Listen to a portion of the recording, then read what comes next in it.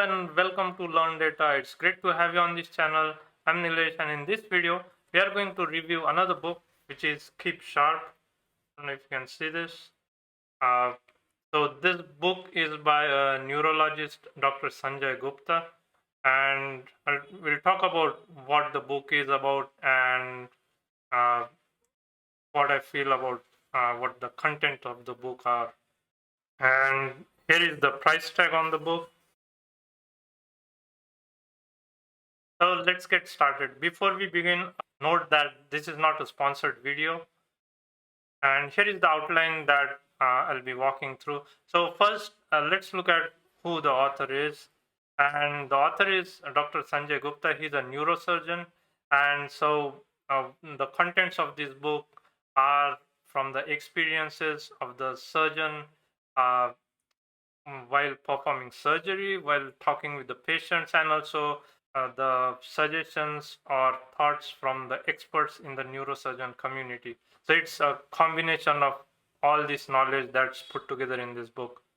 And so the book basically tells you, kind of motivates you to change your lifestyle to keep brain healthier. So the main point in the book is that if you do not keep the brain healthy, then it could lead to the deterioration of the brain cells as you age, and that unfortunately it could also turn into a disease such as Alzheimer's. So what the book tells is, are there any red flags in your lifestyle that you should be aware of, could be taken care of before onset of any bad things that could happen. Towards the end of the book, it also tells you plan that one can follow to keep your brain healthy. What I liked about the book is, although it's medical related, it is written in a language that is easy to understand, and if there are any medical terminologies, then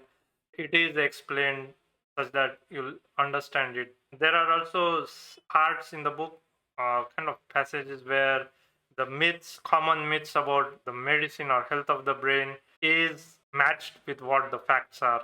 That also I found very helpful. Then there are figures. Of course, figures are helpful to understand, and most of the discussion is referenced at the end of the book. So if you need to find additional information on what particular topic is about, then you can always go back and look at the references to read more about it.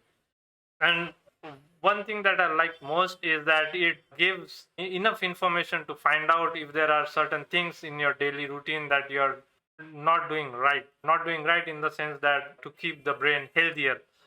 So some of these I've listed here: sleep, meditation, exercise, walking, keeping sugar and cholesterol levels in check. So these are the kind of the key points.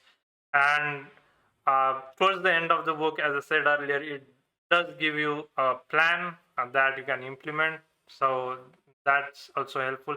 I've not implemented the entire plan yet, but I've put one or two things from those in our daily routine, and as I get accustomed to those, then I'll add additional points to the routine.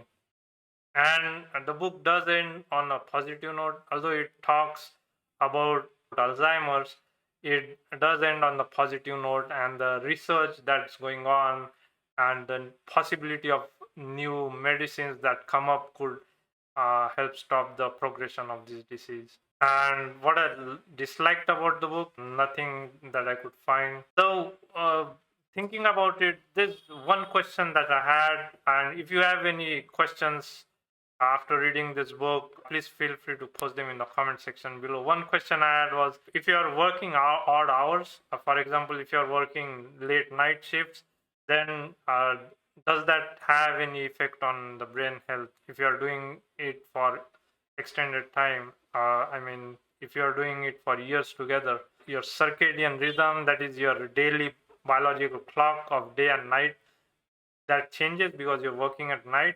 And does that have any bad effect on your brain health, so to speak?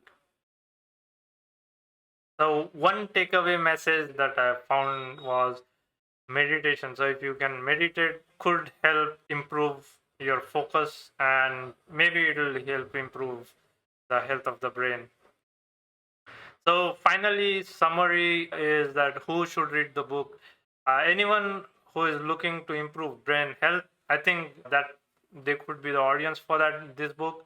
And if you want to know more about the progression of the Alzheimer's disease, or onset, or what factors could lead to the onset of this disease, and if they if you are dealing with this disease, or the person or loved one with this disease, then are there any are there any things you could do? Book has some suggestions around that. And finally, to quote just one line from the book, this is the line I would quote: limit the minutes you spend sitting down. And I think this is a powerful line, because for me, most of my work, I'm sitting at a desk all day. And so I think this kind of speaks to that you should kind of get up every hour or so, walk a few minutes, and then come back and sit. So that was it for this video. I hope to see you all in the next video. Let me know in the comments below if you found this video helpful, if you have any suggestions. Thank you.